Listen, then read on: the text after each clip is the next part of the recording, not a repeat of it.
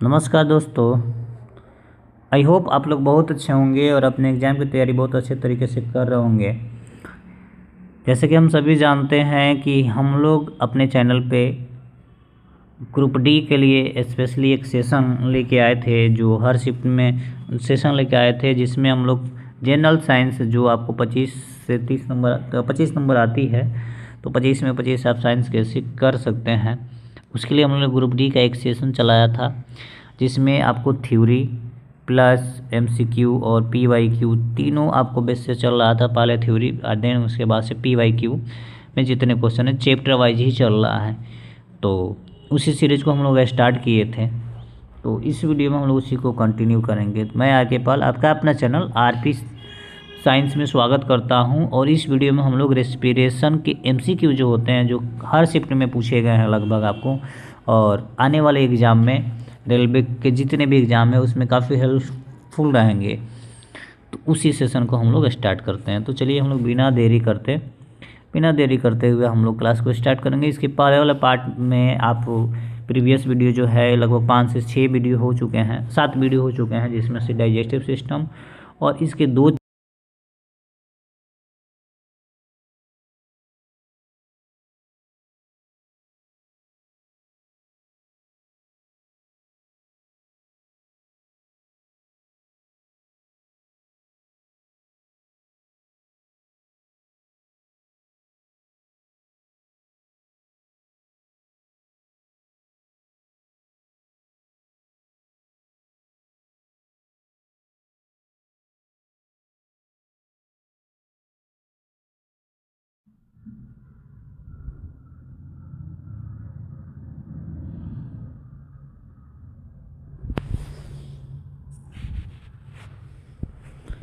नमस्कार दोस्तों, मैं आर के पाल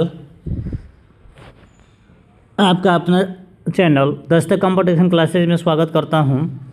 जैसे कि हम लोगों ने रेलवे ग्रुप डी के लिए, आप लोग को पता होगा कि हम लोगों ने रेलवे ग्रुप डी के लिए एक दस्तक सीरीज स्टार्ट किए थे, जिसमें हम लोग स्पेशली रेलवे ग्रुप डी के लिए क्लासेज स्टार्ट किए थे, जिसमें हम लोग 2 चैप्टर क्लियर किए हैं और एक डाइजेस्टिव सिस्टम और डाइजेस्टिव सिस्टम का आपको एमसीक्यू प्रैक्टिस क्वेश्चन मैंने करा दिया है।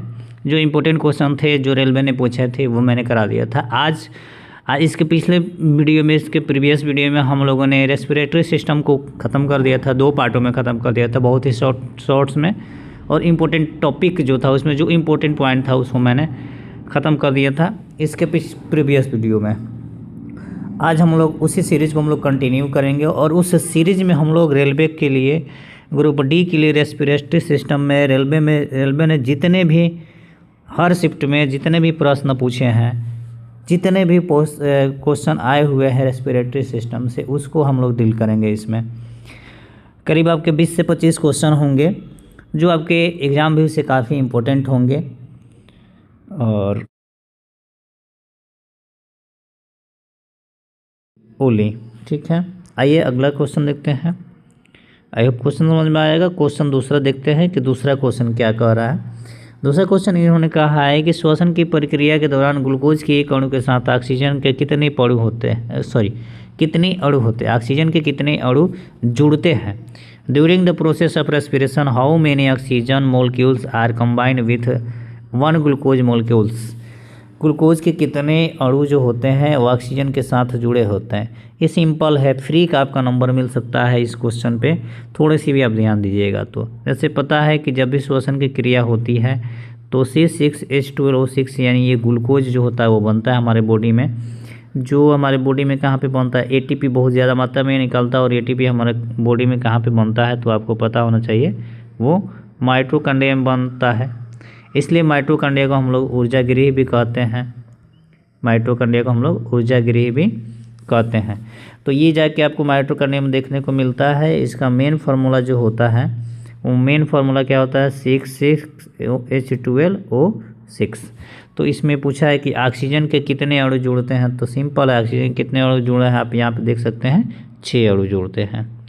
तो ऑक्सीजन के 6 अणु हो जाएंगे, राइट आंसर हमारा हो जाएगा 6। ये अगला, ये भी देखिए, ये भी ग्रुप डी में पूछा हुआ है, 2022 में सेकेंड शिफ्ट में पूछा हुआ है। मैं जो क्वेश्चन लेकर आया हूँ सब आपको रेलवे से ही देखने को मिलेंगे और उसमें जो आए हुए हैं मैं वही क्वेश्चन ही लेके आया हूँ। अब अगला क्वेश्चन देखते हैं। क्वेश्चन नंबर आपको, मानव शरीर में वायु किस अंग द्वारा ग्रहण की जाती है? तो मैंने बताया कुपिका जो होती है क्या करती है, गैसों का आदान प्रदान करती है, मैंने बता दिया आपको। एल्वियोली जो होती है, अभी इसके जस्ट क्वेश्चन में मैंने बताया कि वो क्या करती है, ऑक्सीजन और कार्बन डाइऑक्साइड इसका आदान प्रदान करती है, ऑक्सीजन लेती है, कार्बन डाइऑक्साइड को छोड़ती है, ये मैंने बताया। उसके बाद से श्वसन बोले कि किस अंग द्वारा ग्रहण किया जाता है, किस अंग द्वारा ग्रहण की जाती है, तो मैंने बताया कि यहाँ से देखिएगा आप तुरंत, यहाँ पे जो नसा द्वार होता है, नेसल कैविटी जो होता है यहाँ पे, वहीं से क्या किया जाता है, श्वसन को ऑब्जर्व किया जाता है। यहाँ से श्वसन को ऑब्जर्व किया जाता है, फिर इसके माध्यम से फेरिंग्स के नीचे होते हुए फिर वो एल्वियोली में और फिर लंग्स में ट्रांसफ़र हो जाता है। तो कुपिका तो होगा नहीं, कुपिका मैंने बता दिया। ग्रसनी होगा नहीं, ग्रसनी तो आपको यहाँ पे है। इसोफेगस का ये काम करता है, ये होगा ही नहीं। और श्वास नली जो है, तो श्वास नली में नीचे आके वहाँ से जब वो ऑब्जर्व हो जाएगा तब श्वास नली में नीचे आके वो लंग्स की तरफ चला जाता है, तो ये भी नहीं होगा। तो राइट आंसर हमारा पूछ रहा है कि ग्रहण किसके द्वारा की जाती है, तो राइट आंसर हमारा जाएगा नसल कैविटी यानी नसा द्वार के द्वारा क्या किया जाता है, वो ग्रहण किया जाता है। अगला क्वेश्चन देखते हैं। क्वेश्चन नंबर 4 आप देखिएगा। क्वेश्चन नंबर 4 आप देख सकते हैं। क्वेश्चन 4 में कह रहा है कि फेफड़ों में कुपिकाओं के होने का क्या कारण है।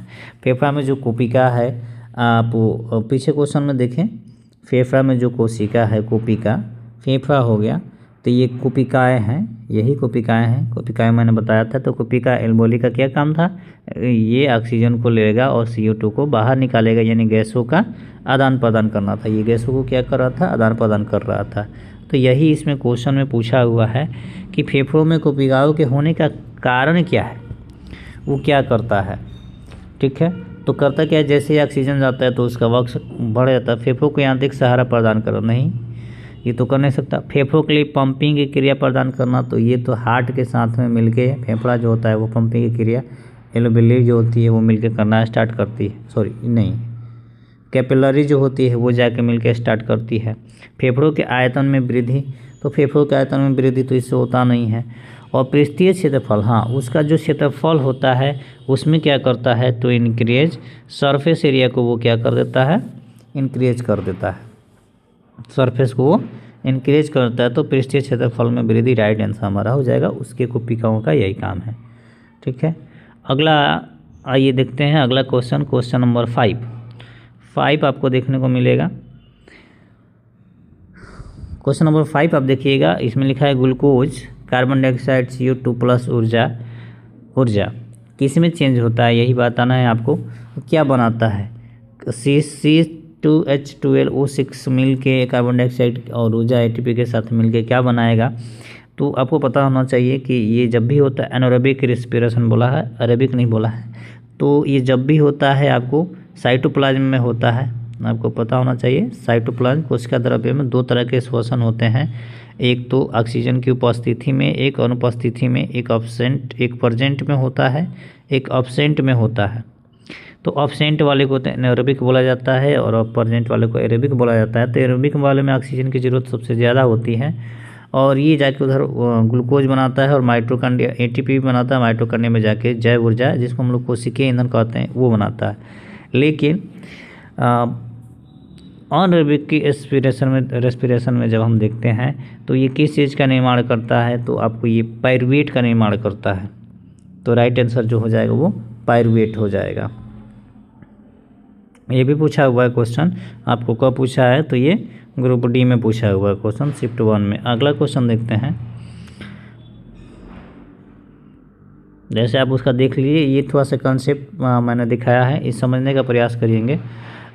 O2 जो है वो ग्लूकोज है, इसमें दो अणु टूटते हैं, 2 पायरुवेटिक एसिड बनता है, 2 ATP बनेगा, no oxygen available. Anaerobic respiration में ऑक्सीजन अवेलेबल नहीं रहता है, एरोबिक में ऑक्सीजन अवेलेबल आता है। और जब ये बनाएगा ना तो वो क्या बनाएगा, वो आपको लैक्टिक एसिड बनाता है, सॉरी तो गलत हो गया, लैक्टिक एसिड बनाता है। और ऑक्सीजन जो है वैसे है वो 36 Ap और कार्बन डाइऑक्साइड और H2O बनाता है। तो और ये किस में होता है, तो ये माइटोकॉन्ड्रिया में होता है। तो 1 मिनट क्वेश्चन देख लिया जाए। हाँ, क्वेश्चन में पूछा है कि क्या बनाते हैं, चरण को पूर्ण करना है, तो पूर्ण करने के लिए तो ये आपका लैक्टिक एसिड हो जाएगा, सॉरी लैक्टिक एसिड आपका राइट आंसर हो जाएगा।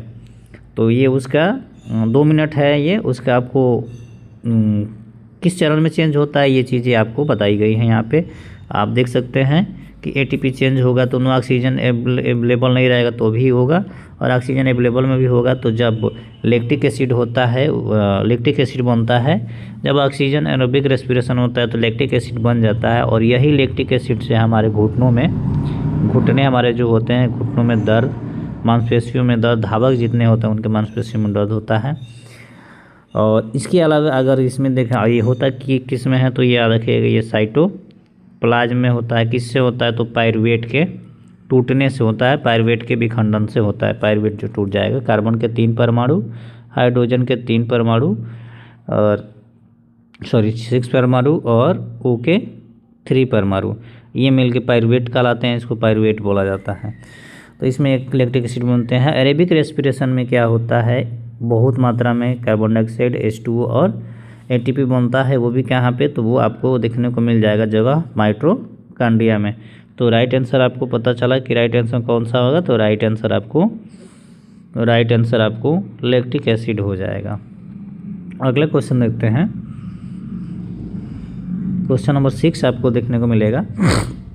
क्वेश्चन नंबर 6 में आपको कह रहा है कि नीचे दिखाए गए मानव श्वसन के मार्गों का विकल्प में दिए गए अनुसार A, B, C और अक्षरों द्वारा नामांकित किया गया है, सही विकल्प की पहचान की। ऐसे क्वेश्चन अब रेलवे ने पूछने लगा है। रेलवे ऐसे क्वेश्चनों को काफ़ी ज़्यादा पूछता है। ये भी ग्रुप डी में पूछा गया है, 22 में पूछा गया, शिफ्ट थर्ड में, और ऐसे क्वेश्चन काफ़ी ज़्यादा ये पूछ रहा है।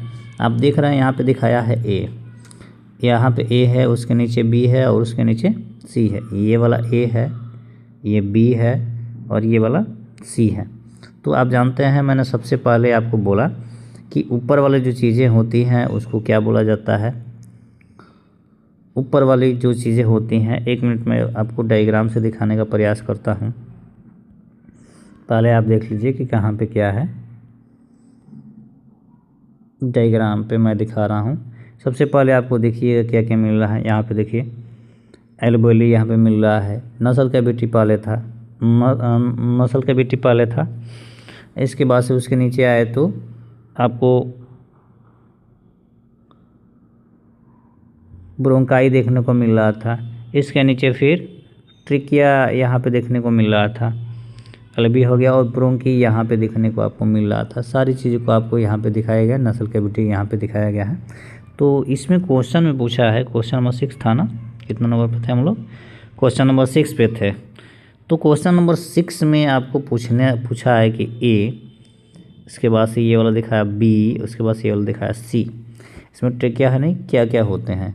तो ए वाले को आप देख सकते हैं, ये क्या है, ये वाला जो चीज़ है लेरिक्स के नीचे पाया जाता है, जिसको हम लोग क्या कहते हैं, फेरिंग्स बोलते हैं, अस्थनि बोलते हैं, ठीक है, फेरिंग्स। तो फेरिंग्स इसमें है और फेरिंग्स सी में है। तो लेरिंग्स तो पहले होगा ना, तो ये ऑप्शन कट गया आपका, और फिर आपका बी वाला ऑप्शन आपका कट गया। फेरिंग्स इसमें है, फेरिंग्स इसमें है, तो ये आ गया। इसके बाद से आप जस्ट नीचे आते हैं तो नीचे आवाज़ जब बोलते हैं तो नीचे आते हैं, तो उसके नीचे होता है, फेरिंग्स के नीचे होता है स्वर यंत्र या लैरिक्स होता है। तो सेकेंड वाला हमारा हो जाएगा लैरिक्स। लैरिक्स नीचे वाला में लैरिक्स नहीं है, ट्रिकिया इन्होंने दे दिया तो ये भी कट गया, यहाँ पे ये होगा नहीं। ऊपर वाले आपके ऐसे ही कट जा रहे थे। और इसमें देखिए, इसमें दे दिया है, बी में दे दिया वास नली ट्रिकिया, तो ये तो होगा ही नहीं। तो ऑप्शन अब एक ही बच जाता हम लोग के पास में, वो है 1 नंबर अस्थनि स्वर यंत्र और ग्रास नली। तो नीचे वाला सबसे जो है वो ग्रास नली है, वो आपको ट्रिकिया देखने को मिलेगा। और एक नंबर में फेरिंग्स मिलेगा, उसके बाद से लैरिक्स मिलेगा, स्वर यंत्र मिलेगा। तो राइट ऑप्शन हमारा जो हो जाएगा वो 6 का 1 हो जाएगा। अगला क्वेश्चन देखते हैं, क्वेश्चन नंबर 7। विश्रामावस्था में एक वयस्क मनुष्य 1 मिनट में औसतन कितनी बार सांस लेता है और छोड़ता है। औसतन इन्होंने पूछा है, तो मिनिमम अगर स्वस्थ मनुष्य है तो वो लगभग 12 से 18 मिनट, मिनिमम 12 मिनट और मैक्सिमम 18 मिनट के रेंज में वो औसतन सांस लेता है और छोड़ता है।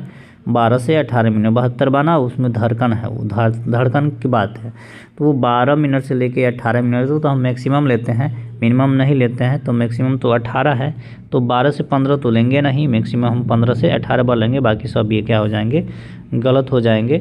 तो 15 से 18 बार एक स्वस्थ मनुष्य क्या कर सकता है, क्योंकि हमको हाईएस्ट लेना होता है, लोवेस्ट नहीं लेना होता है। तो लगभग 15 से 18 बार तक वो सांस ले सकता है। ऐसे जनरली मिनिमम 12 और ऐसे मैक्सिमम 18 के रेंज में वो सांस लेता है और छोड़ता है। तो ये हो जाएगा 15 से 18 बार, 12 से 18 बार समान स्थिति में छोड़ता है। और 18 है तो इसमें पूछता है कितनी बार सांस लेता है, तो हम लोग मैक्सिमम लेते हैं, तो मैक्सिमम 15 से 18 बार, मिनिमम नहीं लिया जाता। तो ये क्वेश्चन समझ में आपको आया होगा। अगले क्वेश्चन हम लोग देखते हैं। अगला क्वेश्चन कह रहा है कि पहले चरण के आरंभ में ऑक्सीजन के द्वारा उत्पन्न उभयनिष्ठ उत्पाद निम्न में से कौन सा है। तो आपको पता है कि सबसे पहले ग्लूकोज टूटता है साइटोप्लाज्म में, और वो किस चीज़ का निर्माण करता है, तो वो पायरुवेट का निर्माण करता है, मैंने बताया। फिर उधर आप जाइएगा तो उधर आपको माइटोकॉन्ड्रिया में देखने को मिल जाता है, ग्लूकोज आपको बन जाता है, माइटोकॉन्ड्रिया में आपको देखने को मिल जाता है, और वही एटीपी का निर्माण कर देता है, एटीपी भी बन जाता है, वो एटीपी बन जाता है, आपको देखने को मिल जाएगा। तो इसमें पूछा एथेनॉल, एथेनॉल तो होगा नहीं, और लैक्टिक अम्ल होगा नहीं, वो ऑक्सीजन के अभाव से होता है, जल तो और डेफिनेटली नहीं होगा। तो ऑप्शन क्या बच गया, ग्लूकोज किसमें, साइटोप्लाज्म में जाके चेंज किसमें होता है, वो होता है पायरुवेट में। तो राइट आंसर हमारा जो हो जाएगा वो हो जाएगा पायरुवेट, राइट आंसर हमारा पायरुवेट हो जाएगा। ये भी ग्रुप डी में पूछा हुआ है क्वेश्चन। अगला देखते हैं कि यौनारंभ के दौरान, अगला क्वेश्चन है कि यौनारंभ के दौरान आवाज़ बदल जाती है, ऐसा क्यों होता है। यौनारंभ यानी एडम्स एप्पल जिसको बोला जाता है, एडम्स एप्पल। यहाँ अगर नली है तो यहाँ पे आपको ऐसे देखने को मिलेगा, जिसको हम एडम्स एप्पल बोलते हैं, स्वर यंत्र बोलते हैं। ये क्या होती है, विकसित हो जाती है एक निश्चित अवस्था में।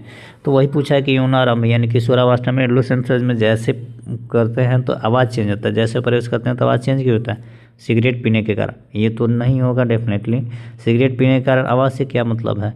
और due to muscle development, due to muscle development नहीं, मसल डेवलपमेंट से भी श्वास के क्या लेना देना है।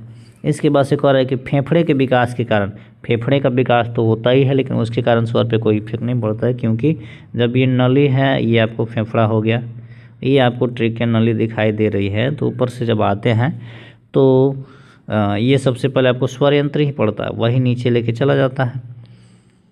तो हमारा देखेंगे राइट आंसर हमारा जो होना चाहिए, स्वर यंत्र लैरिक्स के विकास के कारण, तो राइट आंसर हमारा एब्सोल्युटली डी होना चाहिए। तो राइट आंसर हमारा जो हो जाएगा वो डी हो जाएगा। ये भी शिफ्ट सेकंड में पूछा गया है 2022 में ही पूछा गया है अभी। आइए अगला क्वेश्चन देखते हैं। क्वेश्चन है 10 नंबर, मानव शरीर में पायरुवेट के ऑक्सीकरण का विघटन अरबिक ब्रेकडाउन कहाँ पर होता है। आप देखिए इन्होंने बोल दिया कि कहाँ पे होता है, जबकि मैंने आपको बताया था कि O2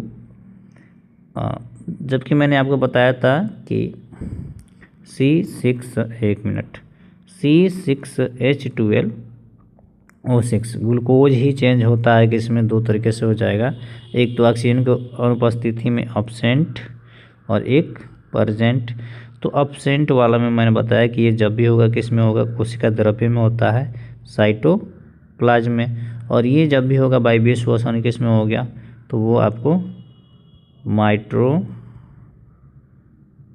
में होगा, माइटोकॉन्ड्रिया में आपको देखने को मिलेगा। तो कोशिका द्रव्य तो होगा नहीं, तो कोशिका द्रव्य किसको बोलते हैं, आइए उसको भी जान लीजिए। कोशिका द्रव्य, कोशिका इसके अंदर द्रव्य ऐसे जल्दी जैसे रचना बढ़ा जाता है, जिसको हम लोग साइटोप्लाज्म कहते हैं, कोशिका द्रव्य कहते हैं, जल्दी जैसी जो रचना होती है। केंद्रक इन्होंने पूछा है, सबके बारे में जानते हैं। तो केंद्रक पूछा है, तो केंद्रक आपको पता है कि किसी भी सेल का बीच वाला पार्ट जो होता है उसको केंद्रक बोलते हैं। ये न्यूक्लियस है जिसको एम दिखाते हैं। कोशिका द्रव्य मैंने बता दिया, मांसपेशी बता दिया कि ये बॉडी पे जो रचना पाई जाती है बाहरी परत, वो क्या है, वो मांसपेशीय रचना है, तो मांसपेशीय हो जाएगा। तो राइट एंड 3 आंसर तो हमारा होगा नहीं। और पायरुवेट के ऑक्सीजन का विखंडन इन्होंने बोला है, तो विखंडन माइटोकॉन्ड्रिया में तो एटीपी का निर्माण होता है, आपको पता है, माइटोकॉन्ड्रिया जो है एटीपी का निर्माण करेगा। केंद्रक सेल के बीच में मांसपेशी हमारे चमों पे पाया जाता है। तो राइट आंसर अगर हम देखें पायरुवेट का निर्माण कहाँ हो रहा था, तो वो कोशिका द्रव्य में होता था, साइटोप्लाज्म में आपको देखने को ये मिल जाएगा। तो राइट आंसर हमारा हो जाएगा कोशिका द्रव्य। अगला हम देखते हैं, ये भी ग्रुप डी में पूछा गया था। अगला क्वेश्चन देखते हैं। ये क्वेश्चन सब आसान है और डेफिनेटली इसको आप पढ़ लीजिएगा। तो क्वेश्चन यहीं से आएंगे, अगर इस चैप्टर के क्वेश्चन आते हैं तो इससे कहीं बाहर जाने वाले नहीं हैं। तो अक्षीय श्वसन, देखिए अक्षीय श्वसन का मतलब हो गया आपको ऑक्सीजन की उपस्थिति एकदम जरूरी है कि उपस्थिति के लिए आवश्यकता होती है। जैसे मैंने बताया कि अक्षीय श्वसन के लिए क्या है, ऑक्सीजन ज़रूरत है। जैसे श्वसन आपको दो तरीके से हो जा रहा था, एक तो प्रेजेंट ऑफ ऑक्सीजन और एब्सेंट ऑफ ऑक्सीजन, ये तो आपको साइटोप्लाज्म में देखने को आपको मिलता था। और ये आपको एटीपी का निर्माण करेगा जो आपको माइटोकॉन्ड्रिया में देखने को मिलेगा। कहाँ पे, तो माइटोकॉन्ड्रिया में देखने को मिलेगा। तो हाइड्रोजन तो होता नहीं है, कार्बन डाइऑक्साइड तो होगा ही नहीं, और ऑक्सीजन श्वसन के लिए नाइट्रोजन की ज़रूरत होती नहीं है। तो राइट आंसर हमारा जो होता है, राइट आंसर हमारा क्या आ जाएगा, वो आ जाएगा, राइट आंसर हमारा क्या हो जाएगा, राइट आंसर हमारा ऑक्सीजन आ जाएगा। जो ऑक्सीजन आ जाएगा राइट आंसर, जो हमें ज़रूरत पड़ती है ऑक्सीजन श्वसन के लिए। इसके बिना तो सांस ही आदमी नहीं ले सकता है। तो राइट आंसर हमारा जो हो जाएगा वो हो जाएगा ऑक्सीजन। आइए अगला देखते हैं, ये भी ग्रुप डी में पूछा हुआ था। अगला क्वेश्चन देखते हैं, क्वेश्चन नंबर 12 है कि जब हम सामान्य श्वसन के दौरान उच्छ्वसन करते हैं तो क्या होता है। जब हम समान सांस लेते हैं, उच्छ्वसन का मतलब हम लोग सांस लेते हैं जब, तो आखिर होता क्या है, शरीर से कार्बन डाइऑक्साइड पूर्णतः निकल जाती है, नहीं ऐसा तो नहीं है कि पूरा निकलती है, गलत हो गया। फेफड़ों में वायु की हवा की एक अवशिष्ट मात्रा बनी रहती है, नहीं ये भी गलत बात है। फेफड़े सिकुड़ जाते हैं और डायफ्राम चपटा होता है। तो देखिए शरीर से, सॉरी ये राइट स्टेटमेंट दिया, शरीर से कार्बन डाइऑक्साइड पूर्णतः क्या होगी, बाहर निकल जाएगी, फेफड़े सिकुड़ेंगे नहीं, डायफ्राम चपटा नहीं होगा। राइट आंसर जो हो जाएगा, शरीर से कार्बन डाइऑक्साइड पूर्णतः बाहर निकल जाता है। ये भी ग्रुप डी में पूछा हुआ क्वेश्चन है। देखिए आप यहाँ पे थोड़ा सा मैं फिगर से दिखाने का प्रयास किया हूँ, पूरे श्वसन को समझने का प्रयास हम लोग करेंगे। जैसे देखिए इनहेल, यहाँ 1 मिनट,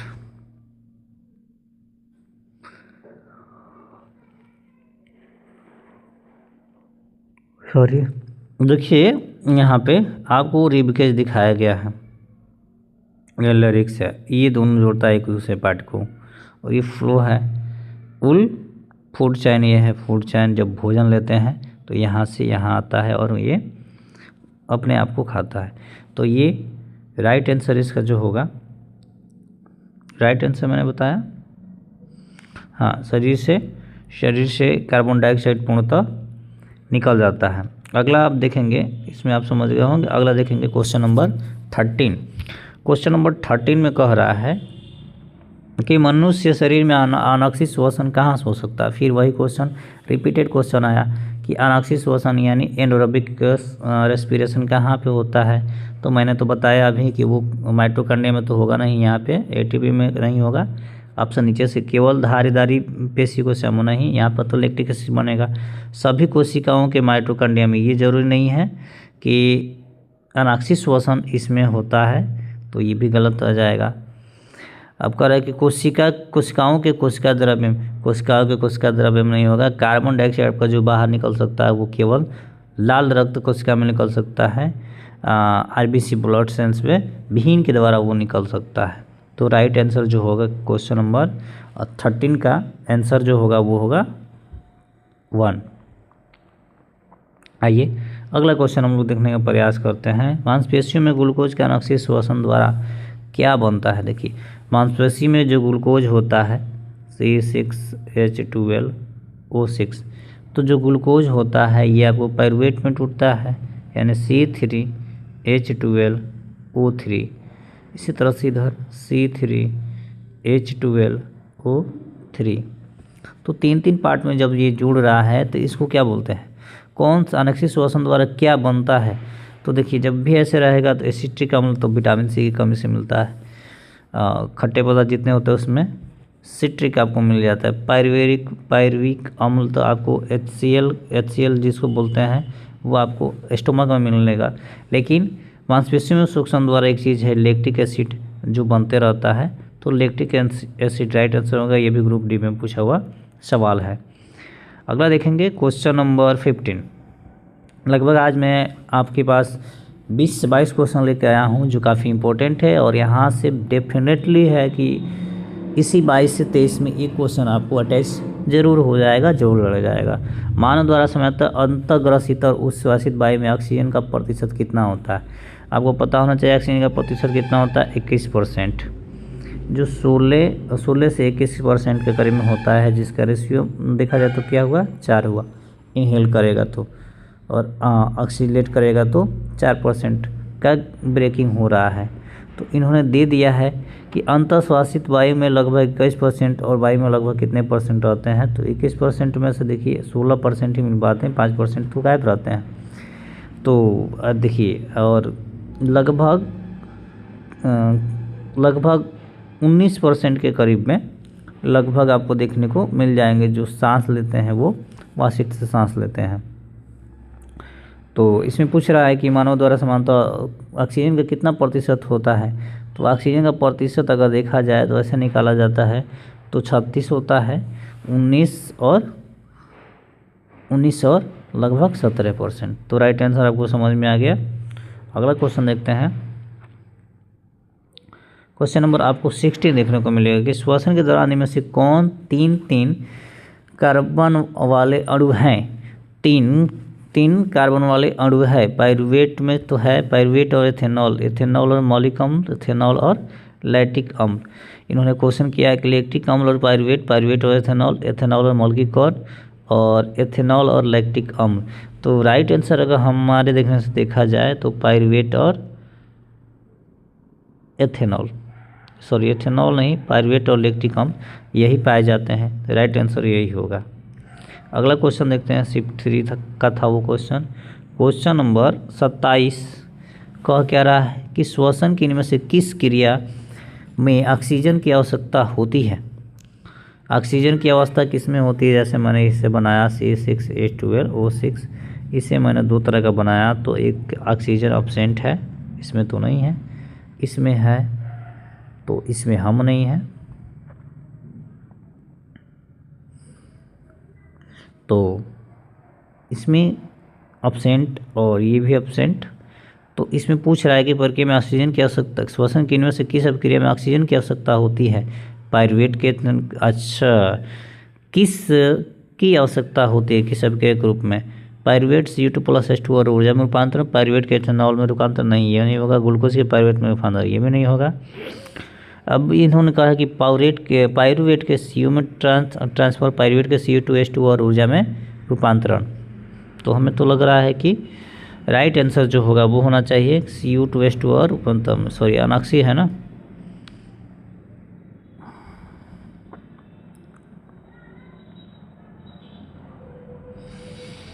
तो राइट आंसर हमारा जो हो जाएगा वो हो जाएगा 1 नंबर। आइए आगे देखते हैं क्वेश्चन। कुछ काम था इसलिए मैं गया था उधर। देखिए राइट क्वेश्चन नंबर 18 आपको देखने को मिल जाएगा। क्वेश्चन नंबर 18 में राइट ऑप्शन क्या होगा? क्वेश्चन नंबर 18 में पहले क्वेश्चन पढ़ते हैं कि निम्नलिखित में से कौन सा भाग यह सुनिश्चित करता है कि श्वसन के दौरान वायु मार्ग बंद ना हो सके? ऑप्शन है म्यूकस, डायफ्राम और कार्टिलेज रिंग्स और सिलिया। इन्होंने बोला है कि क्या है जो रुकता नहीं है, जो कौन सी भाग सुनिश्चित श्वसन के दौरान वायु मार्ग बंद ना हो सके, वायु मार्ग खुला रहे, उधर ना जाए। तो आप यहाँ पे फिगर में देख सकते हैं, मैं थोड़ा सा फिगर बड़ा कर देता हूँ। ये पूरा है आपका श्वसन मार्ग, टोटल आप देख रहे हैं ये श्वसन मार्ग है। ये ब्रोंकाई हो गया, यहाँ से श्वसन आता है, ऑक्सीजन आता है, और ये हार्ट वाला पार्ट हो गया, और ये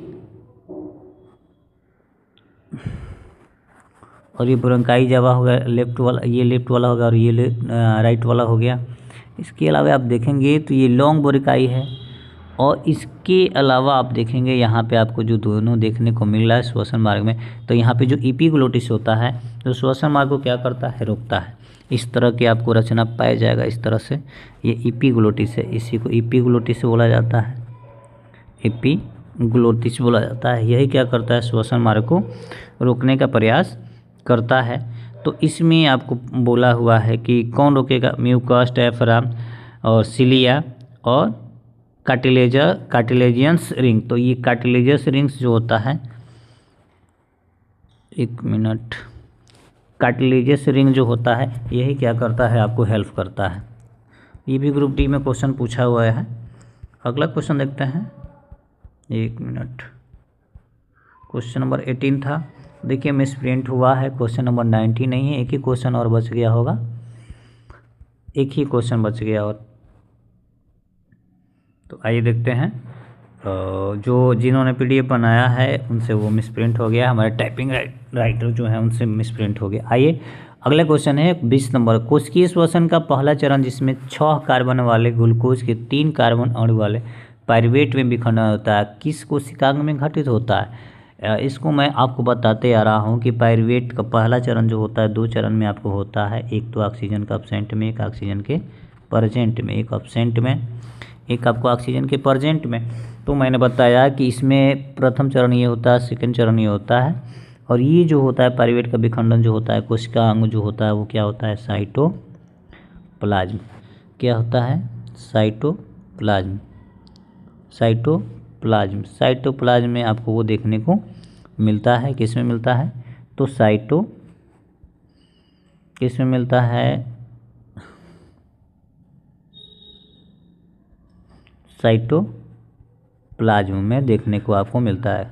साइटोप्लाज्म का हिंदी क्या होता है, आपको होता है कोशिका द्रव्य। तो ये तो नंबर फ्री का नंबर है, आप यहाँ से नंबर आराम से फ्री का नंबर उठा सकते हैं।